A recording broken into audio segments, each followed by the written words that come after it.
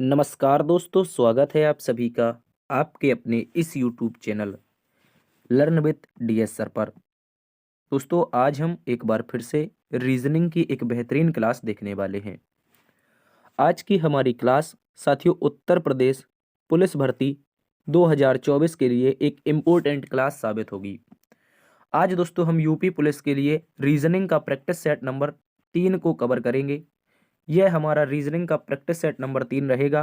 और इससे पहले कि यदि आपने पिछले 2 प्रैक्टिस सेट नहीं देखे हैं तो यूपी पुलिस के लिए हमने इम्पोर्टेंट प्रैक्टिस सेट करवाए हैं, आप उनको भी जा करके देखिए।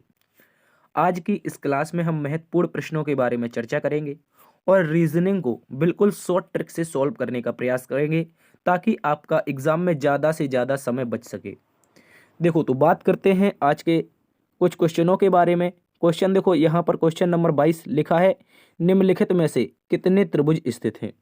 यहाँ पर प्यारे दोस्तों एक आपको फिगर दे रखा है, एक आपको आकृति दे रखी है और इस आकृति में बताना है कि यहाँ पर जो त्रिभुज होंगे उनकी संख्या कितनी हो जाएगी। इसके अतिरिक्त हम क्वेश्चन नंबर 20 को देखेंगे। क्वेश्चन नंबर 20 लिखा है, माताएं, चिकित्सक और महिलाएं, इनके बीच में जो सही वेन आरेख बनेगा वो कौन सा आरेख होगा। ठीक है दोस्तों, इस तरह के तमाम प्रश्नों के बारे में चर्चा करेंगे जो आपके यूपी पुलिस के लिए इंपॉर्टेंट साबित होंगे। चलिए शुरुआत करते हैं प्यारे दोस्तों आज की इस क्लास की। देखो, यदि आपको इस क्लास का प्यारे दोस्तों पीडीएफ चाहिए, अगर आप चाहते हैं कि इस क्लास के पीडीएफ से अपना सॉल्यूशन करें यानी कि रिवीजन करें, ज़्यादा से ज़्यादा प्रैक्टिस करें, तो आपको अनसोल्ड पीडीएफ यहाँ पर टेलीग्राम चैनल पर मिल जाएगा। आप डिस्क्रिप्शन में दिए गए लिंक के माध्यम से टेलीग्राम को ज्वाइन कर सकते हैं। आप इंस्टाग्राम पर हमें फॉलो कर सकते हैं, यहाँ से आप हमसे डायरेक्ट क्वेश्चन भी पूछ सकते हैं। चलिए शुरुआत करते हैं आज के पहले क्वेश्चन से। आप लोग प्यारे दोस्तों एक बार से इस सेशन को अपने दोस्तों में शेयर कर दीजिए, जो भी अपने स्टूडेंट, जो आपके साथीगण आपकी तैयारी कर रहे हैं उत्तर प्रदेश पुलिस की। ठीक है, बात करते हैं पहले प्रश्न से। पहले प्रश्न में लिखा है, मशीन का संबंध ऑपरेटर से उसी तरह है जैसे कार का संबंध डैश से है। तो प्यारे दोस्तों बताना है यहाँ पर जो कार है उसका संबंध यहाँ पर जो डैश दे रखा है यानी कि रिक्त स्थान दे रखा है, रिक्त स्थान के स्थान पर क्या आएगा।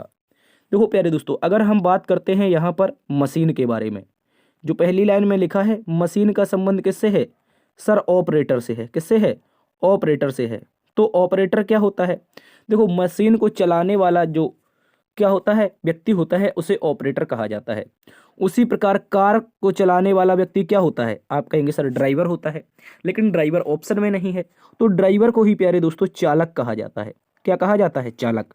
तो इस तरह से ऑप्शन नंबर 1 इस प्रश्न का सही उत्तर बन जाएगा और रिक्त स्थान के जो नंबर होंगे, जो रिक्त स्थान होगा उसके स्थान पर चालक हमारा फिल हो जाएगा। ठीक है, मशीन को चलाने वाला व्यक्ति ऑपरेटर होता है और कार को चलाने वाला व्यक्ति चालक होता है। बढ़ते हैं आज के दूसरे प्रश्न की तरफ। दूसरा प्रश्न कहा है, उस विकल्प को चुनें जो तीसरे पद से उसी तरह संबंधित है जैसे दूसरा पद पहले पद से संबंधित है। देखो यहाँ पर ये बात कर रहे हैं हम सभी के सभी प्रश्न में सादृश्यता की। पहले 3 से 4 क्वेश्चन आपके सादृश्यता के रहेंगे, क्योंकि यूपी पुलिस में 57 क्वेश्चनों में से लगभग 5 क्वेश्चन आपके एनालॉजी यानी कि सादृश्यता से पूछे जाते हैं। ठीक है, शब्द सादृश्यता, अक्षर सादृश्यता, इसके अतिरिक्त आपकी संख्या सादृश्यता। ठीक है, इस तरह के क्वेश्चनों के बारे में बात करेंगे। तो दूसरे प्रश्न में कहा है, जल का संबंध अगर पीना से है तो ब्रेड का संबंध किससे हो जाएगा। देखो क्वेश्चन मार्क के स्थान पर बताना है कि क्या आएगा। देखो जल क्या है, जल हम प्यास बुझाने के लिए पानी का क्या करते हैं, सेवन करते हैं यानी कि पानी को पीते हैं। उसी प्रकार भूख मिटाने के लिए ब्रेड को क्या करेंगे, ब्रेड का हम खाना करेंगे यानी कि ब्रेड को हम खाएंगे। तो इस तरह से जैसे जल पिया जाता है उसी प्रकार ब्रेड खाया जाता है। तो ऑप्शन नंबर 2 इसका सही उत्तर हो जाएगा, याद रखेंगे। बढ़ते हैं तीसरे नंबर प्रश्न की तरफ। तीसरे नंबर प्रश्न में कहा है, पासा घन से उसी प्रकार संबंधित है जिस प्रकार गेंद डैश से संबंधित है। देखो पासा की बात करी है प्यारे दोस्तों, पासा क्या है, एक प्रकार का घन है यहाँ पर कहा है। और दोस्तों बताना है कि गेंद क्या है, गेंद क्या है। तो देखो अगर हम बात करते हैं इस प्रश्न में तो एक बात समझनी है आपको, जो घन होता है क्या होता है, घन। घन में भी 6 पलक होती हैं और पासा में भी 6 पलक होती हैं, मतलब पासा को ही घन कहा जाता है, या पर कह सकते हैं घन का ही एक प्रतिरूप होता है पासा। उसी प्रकार गेंद, गेंद की बात करेंगे तो इनमें से गेंद क्या हो जाएगा, गेंद रेखा होगी, गेंद घन होगी, गेंद शंकु होगी, या फिर गेंद गोला होगी। तो आप कहेंगे सर जिस गेंद से हमने क्रिकेट खेला है वो गेंद प्यारे दोस्तों कैसी होती थी, गोल होती थी। तो ये गोले का आकार ले जाएगी गेंद, आप इसको अच्छे से याद रखेंगे, ठीक है। पासा अगर एक प्रकार का घन है तो गेंद एक प्रकार की क्या है, गोला का उदाहरण है, याद रखेंगे। बढ़ते हैं चौथे नंबर प्रश्न की तरफ। चौथा नंबर प्रश्न हमसे कहा है उस विकल्प का चयन करें जो तीसरी संख्या से ठीक उसी प्रकार संबंधित है जिस प्रकार दूसरी संख्या पहली संख्या से संबंधित है। देखो प्यारे दोस्तों ये भी एक इंपॉर्टेंट क्वेश्चन है। इस प्रश्न के बारे में अगर हम बात करेंगे तो देखो कहा है 7 का संबंध 57 से है तो 13 का संबंध किससे हो जाएगा। देखो सबसे पहले बात करते हैं 7 किस तरह से 57 से संबंध बना रहा है, किस लॉजिक का प्रयोग करके हम 7 से 57 ला सकते हैं। तो देखो अगर हम कर देंगे 7 गुणा में 7 और प्लस में कर देंगे 7 का अगला नंबर 8, गौर से समझो प्यारे दोस्तों, इसी 7 को 2 बार में गुणा कर देना है या फिर कहेंगे 7 का कर देंगे स्क्वायर। क्या कर देंगे, इस 7 का प्यारे दोस्तों कर देंगे स्क्वायर और अगला नंबर 7 का अगला क्या होता है 8 जोड़ देंगे। तो 7 सत्ते प्यारे दोस्तों 49 हो जाएगा, 49 में 8 जुड़ेगा तो कितना हो जाएगा 49, 8 57 होता है। देखो ये 57 आ गया। अब इसी तरह के लॉजिक का प्रयोग करना है तो प्यारे दोस्तों ये 13 है, हम क्या करेंगे 13 का कर देंगे सर स्क्वायर और 13 का अगला नंबर होता है 14, इसको जोड़ देंगे। तो आप सभी ने पढ़ा होगा 13 का स्क्वायर 169 होता है और 169 में जब 14 यानी 14 जोड़ेगा तो आपका क्या आएगा सर 183 आ जाएगा। क्या आ जाएगा 183 आ जाएगा। तो इस प्रश्न का सही उत्तर आपका option number 3 183 is the right answer. आप लोग अच्छे से याद रखेंगे, अगर ऐसा प्रश्न आपसे एग्जाम में पूछा जाता है तो आप इसका सही उत्तर 183 बता के आएंगे। बढ़ते हैं अगले प्रश्न की तरफ। अगला प्रश्न है क्वेश्चन नंबर 5, कहा है उस विकल्प का चयन करें। प्यारे दोस्तों क्या कहा है, उस विकल्प का चयन करें जिसमें संख्याओं का आपस में वही संबंध है जो नीचे दिए गए समुच्चय की संख्याओं का संबंध है। तो प्यारे दोस्तों आपको एक समुच्चय दे रखा है, गौर से समझो कहां पर। देखो ये एक समुच्चय दे रखा है, इस समुच्चय के आधार पर चयन करना है कि कौन सा विकल्प इस समुच्चय से क्या करता है, समान संबंध रखता है, यानी कि सिमिलरिटी को प्रदर्शित करता है। तो देखो इस समुच्चय में क्या लिखा है, आप कहेंगे सर 14 लिखा है, उसके बाद कॉमा लगा के 17 लिखा है, फिर 961 लिखा है। इसका मतलब क्या है, हमें क्या करना है इन दोनों नंबरों को आपस में जोड़ देना है। क्या करना है प्यारे दोस्तों, 14 और 17 को जोड़ देना है। 14 और 17 को जोड़ देंगे तो हमारा 31 आ जाएगा और 31 का कर देंगे स्क्वायर।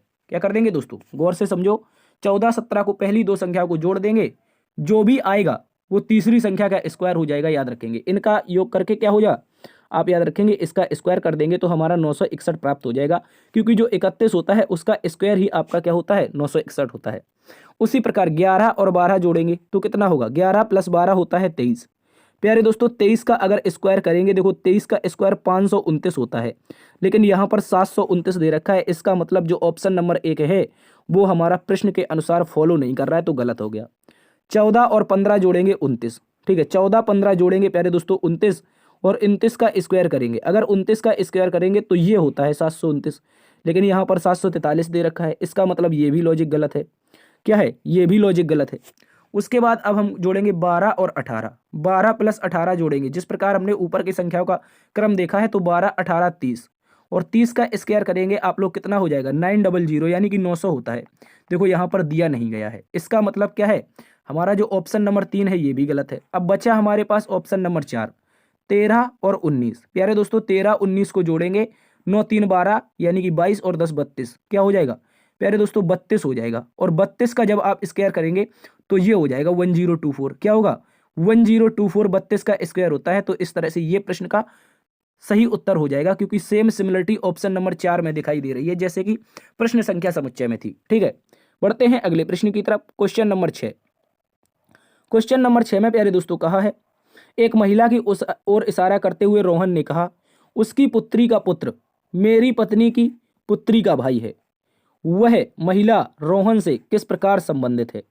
देखो यहां पर बात करनी है, एक महिला की ओर इशारा करते हुए किसने कहा है, रोहन ने कहा है। तो मैं अगर यहां पर एक महिला को रख देता हूं, गौर से समझो प्यारे दोस्तों, यहां पर मैं अगर महिला को रख दूंगा तो ये महिला है तो इसके लिए माइनस का प्रयोग करेंगे। तो महिला की ओर इशारा करते हुए कहा कि उसकी पुत्री का पुत्र, मतलब एक महिला होगी, ये जो महिला है इस महिला की एक पुत्री होगी। यहां पर इस महिला की क्या आएगी, एक पुत्री आएगी। पुत्री का पुत्र मतलब इस पुत्री का भी पुत्र होगा, ठीक है, इस पुत्री का क्या होगा प्यारे दोस्तों, पुत्र हो जाएगा, ठीक है, ये हो जाएगा पुत्र।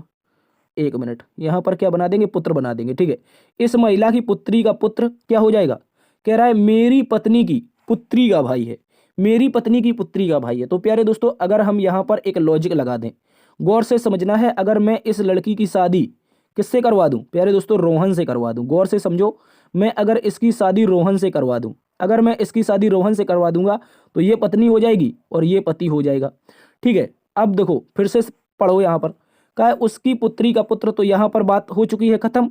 मेरी पत्नी की पुत्री का भाई है, इसकी पुत्री का भाई है, रोहन की पत्नी की पुत्री का भाई है। तो रोहन की पत्नी मतलब उस महिला की जो पुत्री है वो रोहन की पत्नी है, तो रोहन की पत्नी का एक ये पुत्र था और इसी का भाई हो जाएगा इसकी पुत्री का।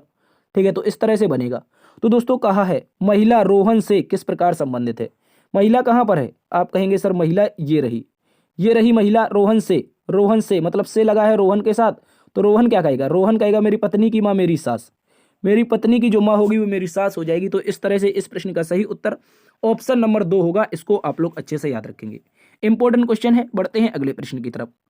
क्वेश्चन नंबर 7, क्वेश्चन नंबर 7 को पढ़ेंगे।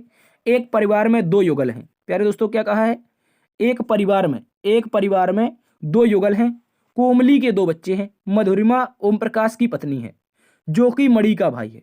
ठीक है, आगे कहा है पिंकी कोमली की बेटी है, उर्मिजा संजू की बहन है और जो कि ओम प्रकाश का बेटा है, तरुण मणि का बेटा है जो कि पुरुष है।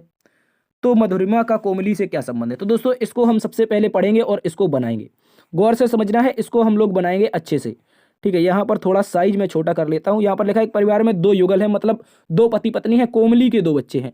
तो अगर मैं यहाँ पर रख दूं प्यारे दोस्तों किसको, कोमली को, यहाँ पर मैं रख दूंगा कोमली को, तो कोमली एक लड़की है, इसके 2 बच्चे बन जाएंगे। ठीक है, इसके 2 बच्चे बनाने पड़ेंगे, तो एक बच्चा इस तरह से, यहाँ पर इस तरह से हम इसके बच्चे बना लेंगे। एक मिनट, यहाँ पर इस तरह से इसके 2 बच्चे बना लेंगे, कोई भी पता नहीं अभी।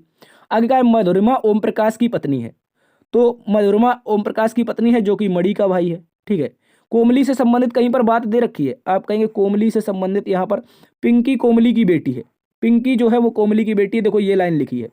तो यहाँ पर हम बनाएंगे पिंकी को, किसको, पिंकी को बना देंगे प्यारे दोस्तों, पिंकी कोमली की बेटी हो जाएगी, तो इसको ऊपर लगा देंगे माइनस। ठीक है, आगे पिंकी से संबंधित कहीं पर कुछ दे रखा है, समझो अच्छे से देखो इस पर, पिंकी से संबंधित क्या कहीं कुछ दे रखा है, कुछ नहीं दिया है। ठीक है, इसके बाद आगे चेक करते हैं प्यारे दोस्तों, इसमें सबसे पहले इस लाइन को छोड़ देते हैं हम इसमें इस लाइन को छोड़ देते हैं। अब देखेंगे मधुरिमा ओम प्रकाश की पत्नी है, यहां से सॉल्व करेंगे, गौर से समझो, कहां से, मधुरिमा ओम प्रकाश की पत्नी है यहां पर, तो यहां पर मैं रखूंगा मधुरिमा को, किसको, मधुरिमा को। ठीक है, मधुरिमा किसकी पत्नी है, तो प्यारे दोस्तों ये पत्नी हो जाएगी ओम प्रकाश की, तो ओम प्रकाश की मधुरिमा से करवा देंगे शादी। ठीक है, तो यहां पर हो जाएगा ओम प्रकाश, कौन हो जाएगा, ओम प्रकाश। ठीक है, ये हो गया हमारा ओम प्रकाश। आगे देखो, आगे कहा है जो कि मणि का भाई है, ओम प्रकाश कौन है दोस्तों, ये मणि का भाई है, तो मैं यहां पर रख दूंगा मणि को, किसको, मणि को। ठीक है, ओम प्रकाश एक लड़का है, इसके लिए प्लस लगा देंगे। आगे कहा है पिंकी कोमली की बेटी है, इसको अभी छोड़ देंगे, उर्मिजा संजू की बहन है जो कि ओम प्रकाश का बेटा है। तो दोस्तों ओम प्रकाश का बेटा हमें एक पता चला है, देखो ये कहा है उर्मिजा संजू की बहन है जो कि ओम प्रकाश का बेटा है, जो आता है जस्ट आगे आने वाले, जस्ट आगे कौन आया है, संजू आया है। तो ओम प्रकाश के 2 बच्चे हो जाएंगे, यहाँ पर गौर से समझो, ओम प्रकाश के 2 बच्चे हो जाएंगे, क्योंकि कहा है जो ओम प्रकाश का बेटा कौन है, ओम प्रकाश का बेटा है संजू। प्यारे दोस्तों ओम प्रकाश का बेटा संजू है और संजू की बहन है उर्मिजा, कौन है, संजू की बहन ही तो है उर्मिजा। तो संजू एक लड़का है, यहाँ पर उर्मिजा एक लड़की हो जाएगी। उसके बाद कहा है तरुण मणि का बेटा है, तरुण मणि का बेटा है जो कि पुरुष है, यहाँ पर आगे तो कुछ कहा नहीं है। ठीक है, आगे देखेंगे तरुण मणि का बेटा है, तरुण मणि का बेटा है, तो मणि यहाँ पर दे रखा है। ठीक है, ये रहा मणि, मणि का बेटा हो जाएगा प्यारे दोस्तों कौन, तरुण। ठीक है, ये हो गया मणि का बेटा तरुण। ठीक है, मणि का बेटा हो गया प्यारे दोस्तों तरुण। आगे दोस्तों कहा है जो कि पुरुष है, जो कौन होता है, जस्ट आगे आने वाला, मतलब मणि एक पुरुष है। मणि क्या है प्यारे दोस्तों, मणि एक पुरुष है, इसको याद रखेंगे। इसके बाद देखो, इसके बाद कहां पर पिछली लाइन कोई छूटी है, अभी 6 लोग हो गए हैं। ठीक है, अभी 6 लोग हो गए हैं, कोमली के 2 बच्चे रह गए हैं, कोमली के प्यारे दोस्तों कोई 2 बच्चे रह गए, अभी कोमली का संबंध ही पता नहीं चल पा रहा है। देखो प्यारे दोस्तों कोमली के 2 बच्चे बताए हैं, और कोमली के 2 बच्चों में अगर मैं कोमली को पत्नी बना दूं मणि की, किसकी, प्यारे दोस्तों मणि की पत्नी बना दूं कोमली को, तो यहां पर देखो ये हो जाएगी कोमली। ठीक है, मणि की ये पत्नी हो जाएगी, इनकी शादी करवा देंगे, यहां पर स्पेस नहीं बचा है, इसको आप समझ लेंगे। मैं इनको एक ही डिब्बे में बंद कर देता हूं। यहाँ पर कोमली और मणि क्या हो जाएंगे, पति पत्नी हो जाएंगे, ठीक है। और यहाँ पर दो बेटे हो चुके थे, क्योंकि आगे कही है, हमसे कहा था मणि तरुण का बेटा है, सॉरी जो तरुण है वो मणि का बेटा है, और पहले कहा था कोमली के दो बच्चे, तो कोमली का एक बच्चा तो तरुण हो गया, कौन हो गया पहले दोस्तों, कोमली का एक बच्चा तो तरुण हो गया, और दूसरे में कहा था पिंकी कोमली की बेटी है, तो पिंकी यहां पर हो जाएगी, कौन हो जाएगी, पिंकी यहां पर हो जाएगी, ठीक है, इस तरह से। तो पिंकी और तरुण भाई बहन हो जाएंगे, कौन हो जाएंगे, ये हो जाएंगे भाई बहन, ठीक है, ये हो जाएंगे भाई और बहन, ठीक है, इस तरह से हम बना देंगे।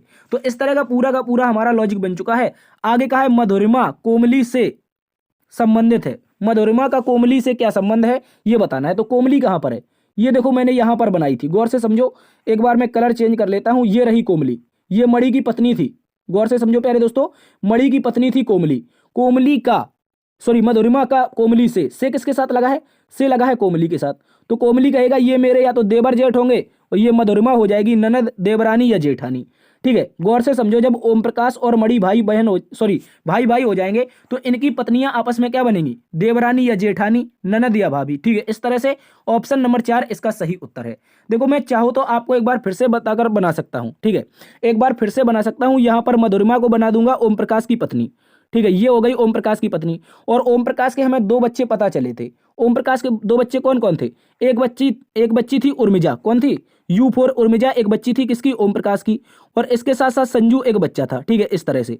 और इसके बाद अगर देखेंगे ओम प्रकाश का भाई था मणि, ओम प्रकाश का भाई कौन था, ओम प्रकाश का भाई था मणि, और मणि की पत्नी बनाया था मैंने किसको, कोमली को, ठीक है। तो ये हो जाएगी यहाँ पर इनकी शादी। इनके दो बच्चे हमें पता चले थे, एक था प्यारे दोस्तों तरुण, कौन था, एक तरुण था, उसके बाद दूसरा कौन हो जाएगा, दूसरी हमारी पिंकी हो जाएगी, ठीक है, इस तरह से। क्योंकि हमसे कहा था परिवार में दो युगल है, मतलब दो विवाहित जोड़े, एक मणि और कोमली का हो जाएगा, दूसरा मधुरिमा और ओम प्रकाश का हो जाएगा।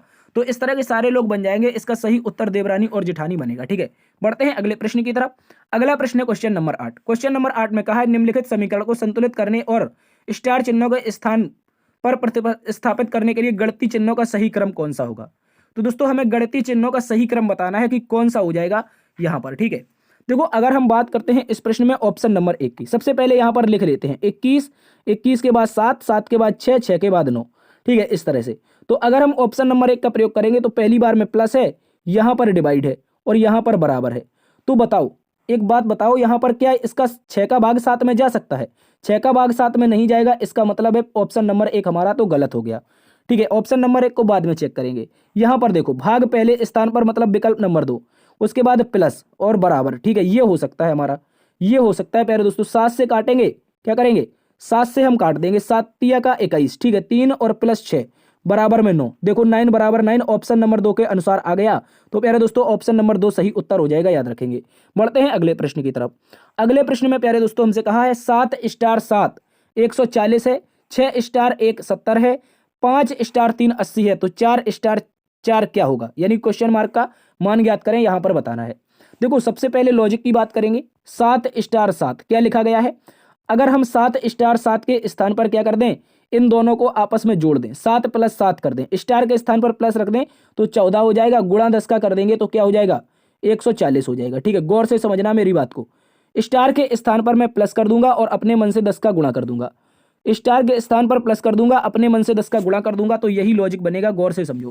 पहली लाइन खत्म, 6 और 1 को जोड़ेंगे, 6 और 1 को जोड़ेंगे 7, 7 में गुणा अपने मन से 10 का करेंगे तो 70, देखो ये दूसरी लाइन भी खत्म हो गई, ठीक है, ये वाली दूसरी लाइन भी खत्म। पहली 7 7 14 दशमलव 140, 6 1 7 दशमलव 70, ठीक है, 5 3 8, ठीक है, 3 प्लस 5 कितना हो जाएगा, 8 हो जाएगा, 8 में 10 का गुणा होगा कितना होगा पहले दोस्तों 80, तो ये वाला भी लाइन खत्म हो गया।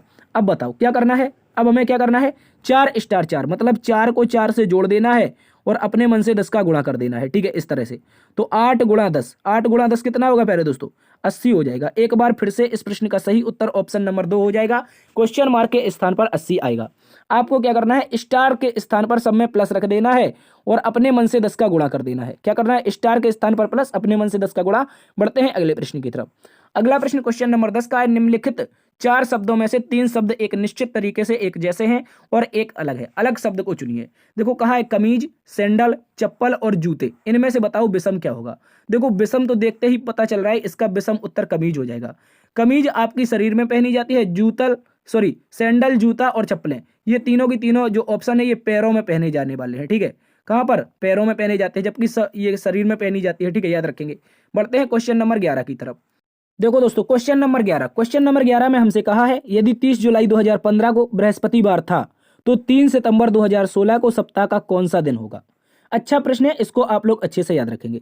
सबसे पहले हम लिखेंगे यहाँ पर 30 जुलाई, क्या लिखेंगे, यहाँ पर लिखेंगे 30 जुलाई। 30 जुलाई 2015 को कौन सा दिन था, आप कहेंगे सर बृहस्पतिवार था, यहाँ पर लिख लेते हैं बृहस्पतिवार, ठीक है, गुरुवार लिख देते हैं, क्या लिख देते हैं, गुरुवार था। प्यारे दोस्तों 30 जुलाई 2015 को गुरुवार था। तो 3 सितंबर 2016 का दिन बताना है, कहाँ का, 3 सितंबर 2016 का। देखो एक साल जो होता है, आपको एक बात याद रखनी है, साल यदि आपका साधारण वर्ष है, कैसा, यदि साधारण वर्ष है तो विषम दिन 1 आएगा। यदि आपका लीप वर्ष है, एक वर्ष में यदि आपका लीप वर्ष आता है, यानी कि फरवरी आपकी 29 की आती है, तो विषम दिन 2 आएंगे। इस बात को याद रखना है, तो इसी से हम सॉल्व करेंगे इसको, ठीक है। साधारण वर्ष आपका विषम दिन 1, अगर आपका लीप वर्ष तो क्या हो जाएगा, विषम दिन आपके 2 हो जाएंगे, ठीक है, इस तरह से समझो। अब मैं अगर यहाँ पर 30 जुलाई से 30 जुलाई 2016 पर जाऊं, गौर से समझो, 30 जुलाई से 30 जुलाई 2016 पर जाऊं, तो आप याद रखेंगे यहाँ पर 1 साल हो गया कंप्लीट। विषम दिन कितने बनेंगे, आप कहेंगे सर विषम दिन वैसे तो अगर 365 का है 1 बनेगा, लेकिन 2016 एक लीप वर्ष है और 2016 का फरवरी हुआ है 29 दिन का, तो इसका भी 1, मतलब 30 जुलाई 2016 तक 2 विषम दिन पता चल जाएंगे। कितने चलेंगे प्यारे दोस्तों, याद रखेंगे 2 विषम दिन पता चलेंगे।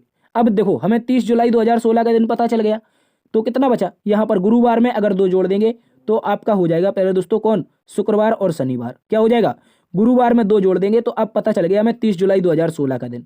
अब आसान हो गया निकालना, अब निकालना है 3 सितंबर 2016। तो देखो जुलाई के बाद क्या आता है, जुलाई के बाद आपका अगस्त आता है, ठीक है, अभी जुलाई में दिन बाकी है तो जुलाई लिख लेंगे, फिर अगस्त लिखेंगे, फिर सितंबर लिखेंगे। जुलाई में कितने दिन बाकी हैं, आप कहेंगे यहाँ पर दिन बाकी है 1, कौन सा 1, मतलब 31 तारीख वाला। अगस्त में 31 दिन बाकी, सितंबर में 3 तक जाना है, तो सभी को जोड़ देंगे, ठीक है, सभी को जोड़ देंगे। यहाँ पर 31 3 34 1 35, ठीक है, 35 में 7 से भाग लगाएंगे तो जो रिमाइंडर बचेगा, रिमाइंडर कितना बचेगा, आप कहेंगे सर 0 बचेगा, और रिमाइंडर 0 बचेगा, यही 0 को शनिवार में जोड़ देना है, तो शनिवार का हमारा शनिवार ही रहेगा, क्या रहेगा, शनिवार का शनिवार ही रहेगा। प्यारे दोस्तों याद रखना है आपका 3 सितंबर 2016 को शनिवार हो जाएगा, ठीक है, अच्छे से याद रखेंगे। तो शनिवार कहां पर दे रखा है, ऑप्शन नंबर 4, ऑप्शन नंबर 4 इसका सही उत्तर है। बढ़ते हैं अगले प्रश्न की तरफ। अगला प्रश्न क्वेश्चन नंबर 12, क्वेश्चन नंबर 12 में कहा है उस सही विकल्प का चयन करें जो रिक्त स्थान की पूर्ति करेगा और श्रृंखला को पूरा करेगा। देखो यहां पर हमें मिसिंग नंबर ज्ञात करना है, अच्छी सीरीज दे रखी है, ठीक है। सीरीज की अगर बात करेंगे तो सबसे पहले देखो सीरीज लिखते हैं 10, 10 के बाद 17, 17 के बाद 26, 26 के बाद 37, 37 के बाद क्वेश्चन मार्क लगा लो या फिर रिक्त स्थान लगा लो, ठीक है, या फिर रिक्त स्थान या फिर क्वेश्चन मार्क। अब देखो इसको गौर से, इसका अब हम क्या करेंगे, डिफरेंस चेक कर लेते हैं। तो 10 और 17 के बीच में 7 का डिफरेंस है। आगे देखेंगे तो प्यारे दोस्तों 17 और 9 26, यानी कि 9 का डिफरेंस है। 26 और 11 37, तो कितने का हो जाएगा, आप कहेंगे सर 26 11 37, तो कितने का हो जाएगा आपका, यहां पर हो जाएगा 11 का, ठीक है, 26 11 37 तभी तो 11 का बनेगा। तो अगला वाला डिफरेंस क्या होना चाहिए, देखो अभी क्या हुआ है, +7 हुआ है, +9 हुआ है, +11 हुआ है, तो अगला वाला +13 हो जाएगा, क्या हो जाएगा +13। तो 37 में प्यारे दोस्तों हम 13 जोड़ देंगे, 37 में 13 जैसे ही जोड़ेंगे तो 50 आएगा। तो ये जो रिक्त स्थान दे रखा है इसके स्थान पर सीरीज को पूर्ण करने के लिए 50 ऑप्शन नंबर 2 में दिया गया है, यही इसका सही उत्तर है। बढ़ते हैं अगले क्वेश्चन की तरफ। क्वेश्चन नंबर 13, एक और श्रृंखला का प्रश्न। दोस्तों यहां पर हमसे कहा है, यहां पर कहा निम्नलिखित श्रृंखला में कौन सी संख्या प्रश्न चिन्ह के स्थान पर आएगी, कौन सी संख्या प्रश्न चिन्ह के स्थान पर आएगी ये बताना है। तो फिर से सीरीज लिखते हैं, 16, 16 के बाद 18, 18 के बाद 21, 21 के बाद 26, 26 के बाद 33, 33 के बाद क्या हो जाएगा, आप कहेंगे सर क्वेश्चन मार्क, यही तो ज्ञात करना है। अब देखो यहां पर फिर से डिफरेंस चेक करेंगे तो आप देखेंगे सर +2 हुआ है, आगे देखेंगे तो सर +3 हुआ है, आगे देखेंगे तो सर +5 हुआ है, आगे देखेंगे तो सर +7 हुआ है, ठीक है। तो अगला वाला क्या होगा, आपको यहां पर ये गलती नहीं करनी है। बहुत सारे विद्यार्थी क्या करते हैं 3 5 7 तो अगला वाला 9, देखिए ये बिल्कुल गलत हो जाएगा, क्योंकि यहां पर जो पैटर्न है, यहां पर जो पैटर्न है वो अभाज्य संख्या का पैटर्न है। किसका, अभाज्य संख्या ऐड हो रही है। अभाज्य संख्या कैसे ऐड हो रही है, देखो यहां पर 2 लिखा हुआ है, 2 विषम तो होती नहीं है, 2 होती है अभाज्य संख्या, तो अभाज्य ऐड हो रही है। ऐसी संख्या जिसमें स्वयं और 1 से भाग जाता है अभाज्य संख्याएं कहलाती हैं, ठीक है। तो अभाज्य संख्या यहां पर हमारी क्या ऐड होगी, आप कहेंगे 7 के बाद 9 में 3 से भाग चला जाता है, अभाज्य नहीं होगी, तो यहां पर जुड़ जाएगा अब की बार में 11, 11 जुड़ जाएगा, तो 11 एक अभाज्य संख्या है। 33 में प्यारे दोस्तों आप 11 जोड़ेंगे, 44 इसका सही उत्तर होगा, यानी कि 44। 44 इस प्रश्न का सही उत्तर है, ऑप्शन नंबर 2। बढ़ते हैं अगले क्वेश्चन की तरफ। अगला क्वेश्चन है हमारे पास 14वां नंबर का है, एक विशिष्ट कोड भाषा में गो देयर को नापा लिखा जाता है, वी एंड दे साहाटा लिखा जाता है, गो एंड कम को पाहा ला लिखा जाता है। तो इस कोड में देयर का कोड क्या होगा, इस कोड भाषा में देयर का कोड बताना है। तो सबसे पहले देखो क्या कहां पर क्या लिखा गया है, हम लिखेंगे गो, उसके बाद लिखेंगे देयर, ठीक है, ये हो गया गो देयर। क्या लिखा गया है, ना और पा, ठीक है, ये हो गया हमारा ना और पा, ठीक है, इसको ये लिखा गया है। उसके बाद देखो, उसके बाद क्या देखना है, वी वी एंड दे, वी एंड के बाद दे, ठीक है, ये 3 शब्द हैं और इनको क्या लिखा गया है, इनको लिखा गया है सा के बाद हा के बाद टा, ठीक है, सा हा टा लिखा गया है। उसके बाद आगे चेक करो, आगे जैसे ही हम चेक करेंगे तो गौर से समझना है, आपको लिखा है गो, आपका लिखा है गो एंड, उसके बाद क्या लिखा है कम, गो एंड कम। इसका क्या लिखा गया है कोड, आप कहेंगे सर इसका कोड है पा के बाद हा के बाद क्या हो जाएगा ला, तो ये बताना है। अब कोड बताना है प्यारे दोस्तों किसका, देयर का, ठीक है, कोड किसका बताना है, आप कहेंगे सर देयर का। तो देखो गो का कोड मिल जाए तो हमारा यहां पर मिल जाएगा, देखो गो यहां पर कॉमन है, गो यहां पर कॉमन है, तो इन दोनों लाइन में एक नंबर एज इट इज दिखाई देगा। ये देखो पा यहां पर है, पा यहां पर है, तो देयर का बचा हुआ कोड क्या हो जाएगा, ना हो जाएगा। क्या हो जाएगा, देयर का कोड प्यारे दोस्तों ना हो जाएगा, ऑप्शन नंबर 3 में दिया गया है, यही इसका सही उत्तर है। बढ़ते हैं अगले प्रश्न की तरफ। अगले प्रश्न में लिखा है, एक निश्चित कूट भाषा में मोस्ट को 134 लिखा जाता है और फुर को 90 लिखा जाता है, तो उसी कूट भाषा में सक्सेस का कोड क्या होगा, इसको समझो। मोस्ट MOST, इसको क्या लिखा गया है, आप कहेंगे सर 134। कोडिंग करें इसको कैसे लिखा गया है, ठीक है, एम देखेंगे तो प्यारे दोस्तों 13 पर, ओ होता है 15 पर, एस होता है 19 पर और टी होता है 20 पर। सभी को जोड़ो जल्दी से, 15 13 28, 28 20 48, 48 9 57 10 67, कितना हो जाएगा, आप कहेंगे टोटल इसका आया है सर 67, और अपने मन से 2 का गुणा कर देंगे तो 67 दूनी कितना होता है 134 होता है, ठीक है, 67 दूनी 134 होता है। उसी प्रकार फुर, एफ मतलब 6 पर होता है, यहां पर लिख लेते हैं FUR, ठीक है, फुर को क्या लिखा है 90, कैसे लिखा है, एफ 6 पर, यहां पर 21 पर हो जाएगा आपका UR हो जाएगा 18 पर, 18 6 24, 24 21 कितना हो जाएगा 24 21 45, तो 45 में अपने मन से 2 का गुणा, ठीक है, कितना हो जाएगा 90, तो वही तो 90 दिया गया है। अब देखो कोड किसका बताना है, कोड बताना है सक्सेस का, कोड सक्सेस का बताना है, तो यहां पर बता सकते हैं सीधा कोड बताएंगे, ठीक है, काट देते हैं इसको अब, क्योंकि हमें सभी का कोडिंग लिख देना है और मल्टीप्लाई 2 कर देना है। एस होता है 19 पर, यू होता है 21 पर, फिर एस 19 पर, फिर 1 मिनट, एस नहीं है यहाँ पर सी है, ठीक है, सक्सेस में एस 19 पर, यू 21 पर, सी 3 पर, फिर 3 पर सी, फिर ई 5 पर, फिर 19 पर एस, फिर 19 पर एस, ठीक है। इस तरह से सभी को जोड़ेंगे, अपने मन से कितने का गुणा करना है, तो आप कहेंगे अपने मन से सर 2 का गुणा, 19 से 19, 19 दूनी 38, 19 तिया 57, 19 चौके 76, 76 में कितने 2 बढ़ गए 78 हो गए, 78 और 5, 78 5 83, 3 86 और 89, कितना हो जाएगा 89, मल्टीप्लाई 2 का कर दो अपने मन से, 9 दूनी 18, दुरु 8 16 1 17, मतलब 178, क्या हो जाएगा 178, 178 इस प्रश्न का सही उत्तर है, इसको आप लोग अच्छे से याद रखेंगे। बढ़ते हैं अगले प्रश्न की तरफ।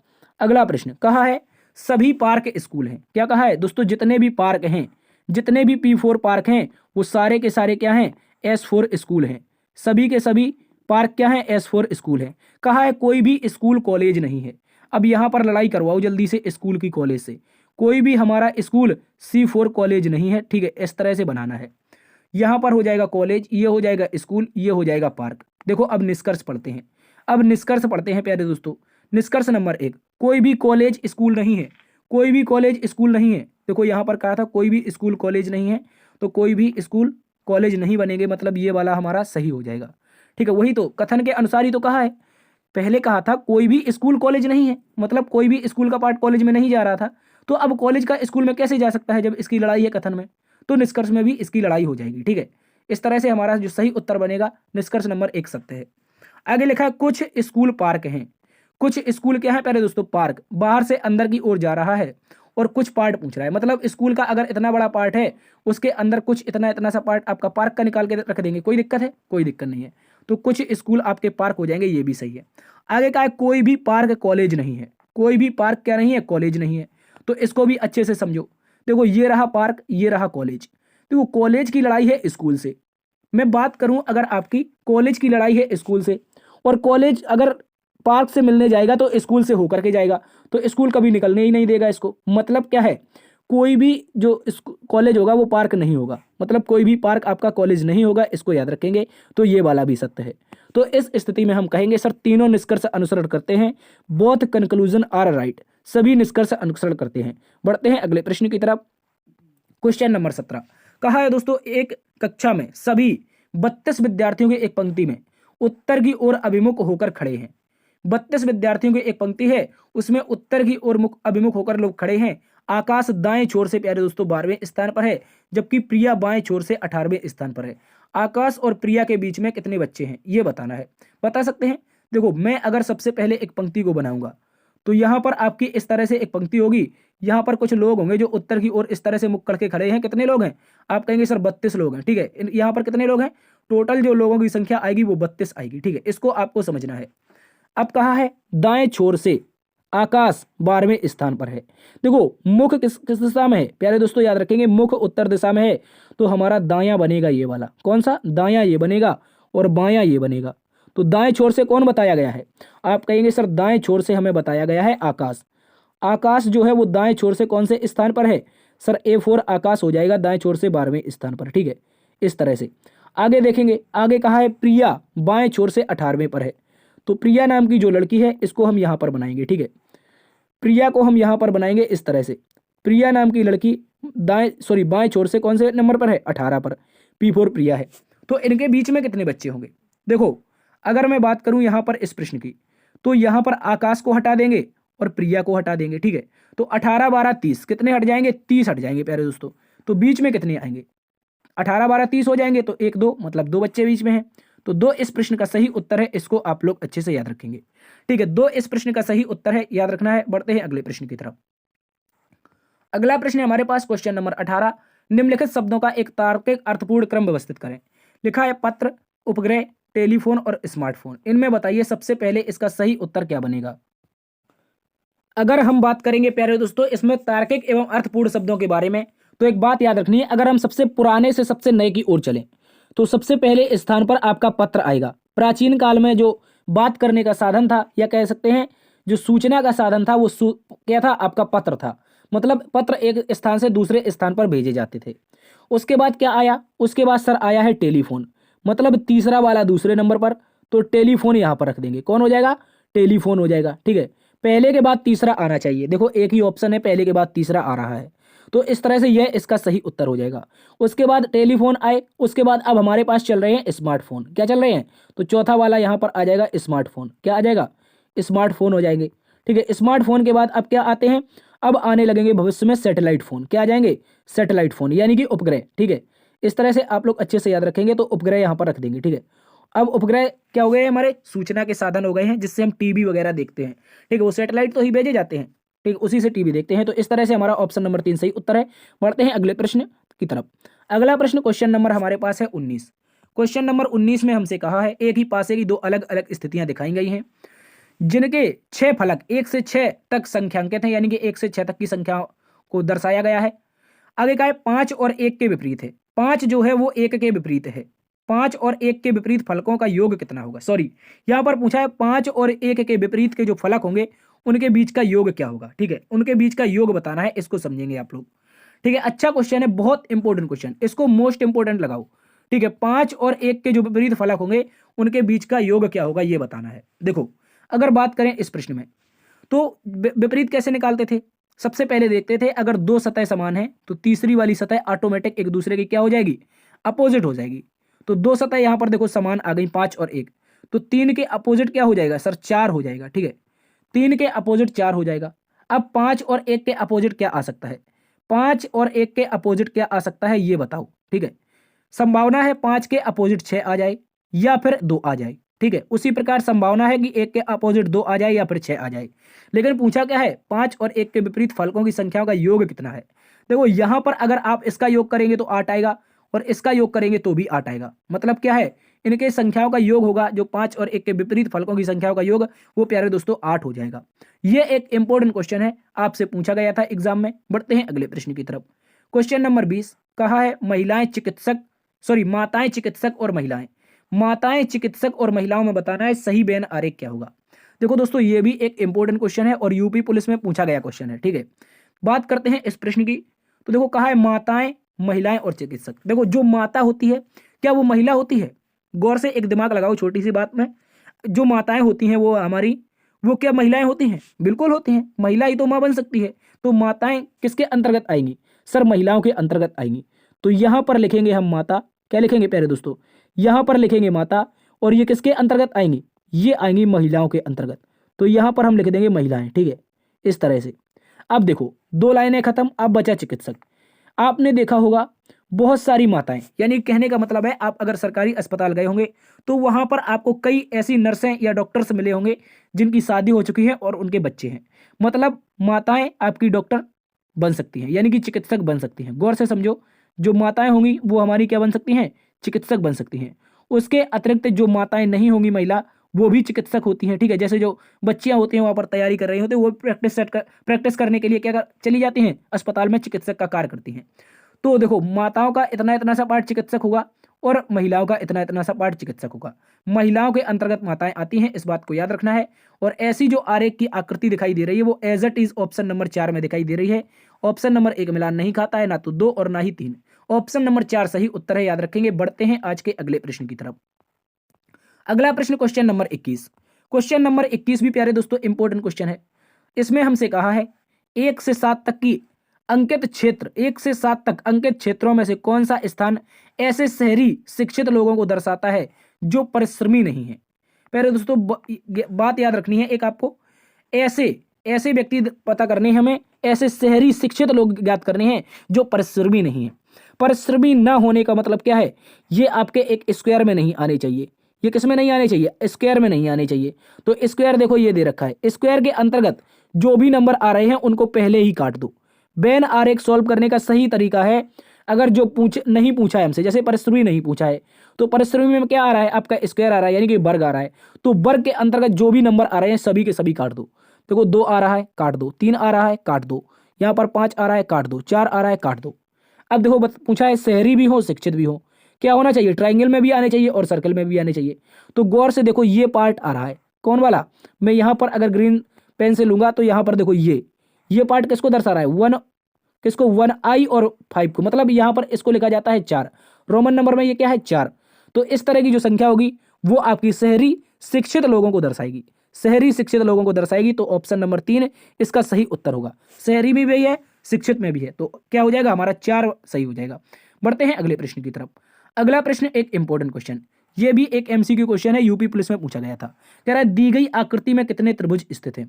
How many triangle in this figure. जल्दी से बताइए इसमें कुल कितने त्रिभुज हैं। देखो त्रिभुज काउंट करना है, रुकना बिल्कुल नहीं है, सीधे नंबर दे दो। नंबर दे दो 1 2 3 4, ठीक है। उसके बाद 5 6 7 8 9 10, ठीक है। उसके बाद 11 12, उसके बाद 13, आगे 14। कितने त्रिभुज पता चल गए? सर 14 पता चल गए। आपके सामने है, ना तो मैंने एक भी मिटाया है और ना ही अपने मन से एक अभी बनाया है, ठीक है। अब देखो अब क्या करना है, यहां पर हमें 14 त्रिभुज पता चल गए। कितने पता चल गए सर? 14 पता चल गए। एक एक काउंट कर लिए हैं, कौन कौन से? देखो एक ये था, उसी प्रकार ये था, ऐसे ऐसे सारे के सारे हमने 14 ट्रायंगल काउंट किए हैं।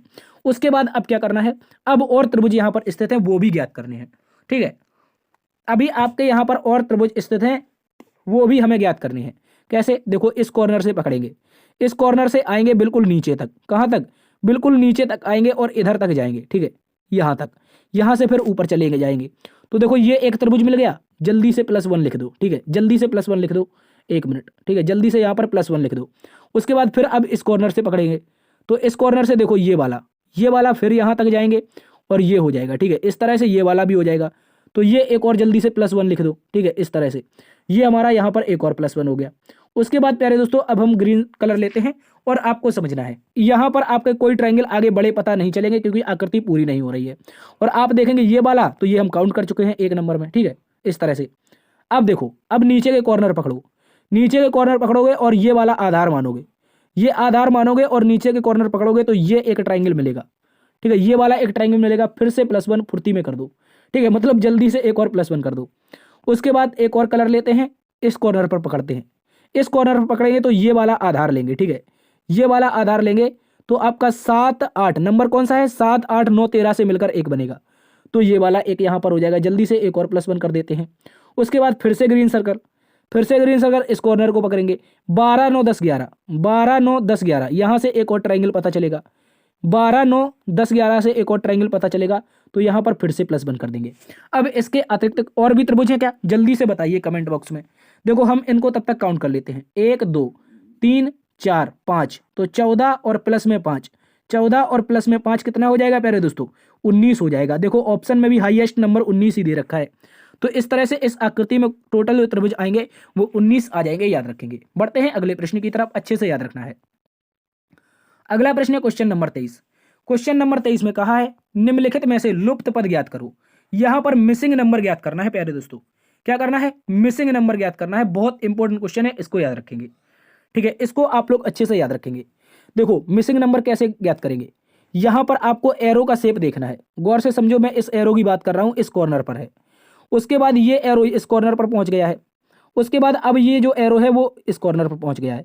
हालांकि एक बात और याद रखनी है, इसमें एरो की दिशा भी चेंज होती जा रही है। पहले ऊपर की ओर था, फिर इस दिशा में गया। ठीक है, कहां पर, ये वाली दिशा में। उसके बाद अब नीचे की ओर आया है, तो अगली दिशा जो बनेगी वो एरो की ये वाली बनेगी। कौन सी, ये वाली। और ये होगा कहां पर, तो दोस्तों याद रखेंगे इस कॉर्नर पर होगा, इस वाले कॉर्नर पर। ठीक है, इस वाले कॉर्नर पर होगा, इसको याद रखना है, ये वाला एरो हमारा। ठीक है, इस तरह से। तो देखो इस तरह का एरो और दिशा ये वाली होनी चाहिए। कौन सी, ये वाली दिशा होनी चाहिए। तो देखो ये दिशा उल्टी है, ये दिशा उल्टी है। दो ऑप्शन हमने एलिमिनेट कर दिए। उसके बाद एक और हम किससे देखेंगे, अब की बार में देखेंगे हम गोल वाले सर्कल से। ये जो छोटा सर्कल दे रखा है, देखो ये छोटा सर्कल दे रखा है, ये छोटा सर्कल है, ये छोटा सर्कल है। ठीक है, इस तरह से देखेंगे। अब एक बात याद रखो, यहां पर आपको इस सर्कल को देखना है। इसके बाद ये जो सर्कल है इस कॉर्नर से, गौर से समझो, इस वाले कॉर्नर से यहां पर इस कॉर्नर में पहुंच गया, मतलब अपोजिट वाले कॉर्नर में पहुंच गया है। पहले मेरा ये वाले कॉर्नर पर था, मतलब ये वाले पर, अब ये वाले पर पहुंच गया है। तो ये क्या हो गया, इस कॉर्नर पर। अब की बार में ये जो सर्कल है यहां पर है, और अब ये कहां पर होना चाहिए, ये प्यारे दोस्तों इसके जस्ट साथ में इस कॉर्नर पर होना चाहिए, इस वाले कॉर्नर पर होना चाहिए। इस बात को याद रखेंगे। ठीक है, देखो अगर पहले ये कॉर्नर पर था, अब आगे यहां पर जाएगा तो यहीं पर तो आया है हमारा। ठीक है, इस तरह से। तो इस कॉर्नर पर सर्कल कहां पर नहीं है, देखो ये सर्कल नहीं है, तो ये ऑप्शन एलिमिनेट हो गया। बचा ऑप्शन नंबर 4। ऑप्शन नंबर 4 इसका सही उत्तर है, याद रखेंगे। ठीक है, ऑप्शन नंबर 4 सही उत्तर है। एक बार फिर से इसको रिवर्स करके जरूर देखिएगा। बढ़ते हैं अगले प्रश्न की तरफ। अगला प्रश्न क्वेश्चन नंबर 24 कहा है निम्नलिखित प्रश्न में सही दर्पण प्रतिबिंब ज्ञात करो। देखो यहाँ पर कुछ हमें नंबर और लेटर दे रखे हैं, इनका दर्पण प्रतिबिंब बताना है। इस बात को भी याद रखना है, दर्पण प्रतिबिंब मैंने हमेशा बताया है, जो दायां होता है प्यारे दोस्तों, दर्पण के उस तरफ जाके बायां बन जाता है। ठीक है, क्या बन जाता है, बायां बन जाता है। इस बात को याद रखेंगे, लेफ्ट टू राइट चेंज हो जाता है। देखो ये के है, और एक बात और याद रखनी है, जो वस्तु जितने दर्पण के नजदीक होगी उतनी ही नजदीक दिखाई देगी।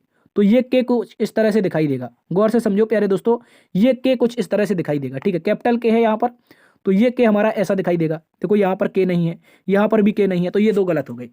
उसके बाद ये जे दे रखा है। ठीक है, जे दे रखा है, तो इसको उल्टा बना देंगे इस तरह से, इस तरह से उल्टा बना देंगे जे को। ठीक है, इस तरह का जे हमारा क्या बन जाएगा, उल्टा बन जाएगा। और ऐसा जे कहां पर दिखाई दे रहा है, देखो ये तो उल्टा बना है, बिल्कुल उल्टा, मतलब ऊपर की ओर बना दिया है, ऐसा जे बना है। तो ये वाला गलत है। ऑप्शन नंबर 4 इस प्रश्न का सही उत्तर है, इसको आप लोग अच्छे से याद रखेंगे। Option number 4 is the right answer. बढ़ते हैं अगले प्रश्न की तरफ।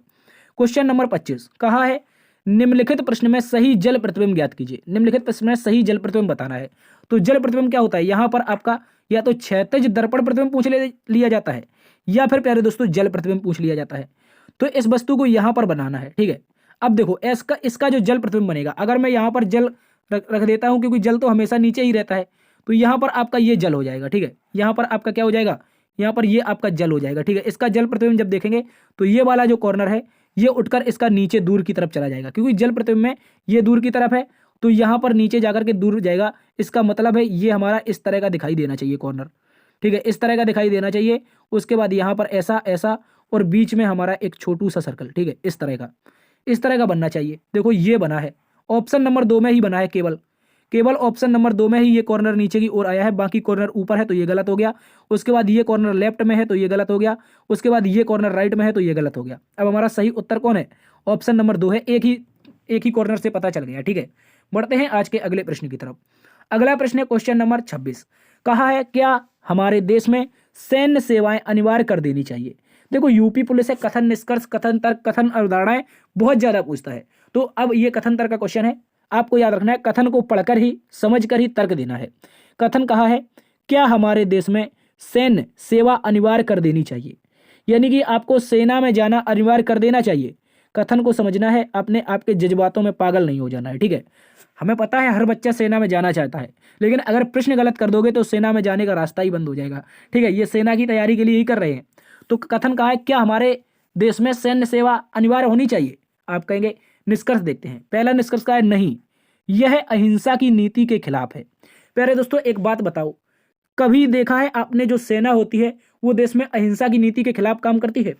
अपने देश की सेना को ही देख लो, अपने देश के ही आर्मी को देख लो। अपने देश की आर्मी क्या कहीं पर अहिंसा करती है।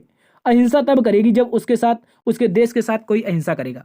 तो देखो ना तो कथन में अहिंसा नामक शब्द दे रखा है, तो इस कारण ये गलत है। और दूसरी बात है कि सेना कभी भी अहिंसा के लिए नहीं होती है, सेना हमेशा शांति के लिए उपयोग में ली जाती है। तो ये वाला निष्कर्ष हमारा गलत हो गया। ठीक है, उसके बाद कहा है हाँ, दूसरा तर्क कह रहा है क्या हमारे देश में सैन्य सेवा अनिवार्य कर देनी चाहिए। एक व्यक्ति खड़ा था, बोला हाँ, प्रत्येक नागरिक को अपने देश की रक्षा करनी चाहिए। दोस्तों यहां पर क्या कहा है, प्रत्येक नागरिक को अपने देश की रक्षा करनी चाहिए। एक बात समझो, अब बहुत सारे विद्यार्थी क्या करेंगे, इसको सही कर देंगे, लेकिन मैं इसका तर्क बताऊंगा ये गलत क्यों है। तर्क कथन को पढ़ो, क्या हमारे देश में सैन्य सेवा अनिवार्य कर देनी चाहिए।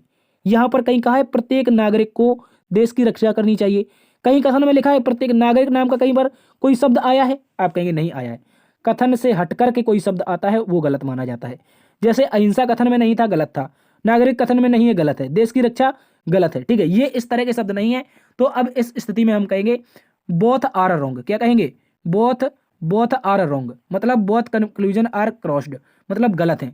कोई भी तर्क प्रबल नहीं है यहाँ पर। क्या नहीं है, कोई भी तर्क प्यारे दोस्तों हमारा प्रबल नहीं है। तो इसका सही उत्तर ऑप्शन नंबर 4 बनेगा, याद रखेंगे। ठीक है, ऑप्शन नंबर 4 इसका सही उत्तर है। आज की क्लास दोस्तों यहीं पर समाप्त होती है। आशा करते हैं आज की क्लास आपको पसंद आई होगी। यदि पसंद आई है तो एक बार से सेशन को लाइक कर दीजिए, दोस्तों में सेशन को शेयर कर दीजिए, और अपने चैनल को अभी तक सब्सक्राइब नहीं किए हैं तो आप अपने चैनल को सब्सक्राइब कर लीजिए। देखते रहिए लर्न विद डीएस सर। मिलते हैं एक नई क्लास में 12 बजे, तब तक के लिए अपना ख्याल रखना। जय हिंद, जय भारत।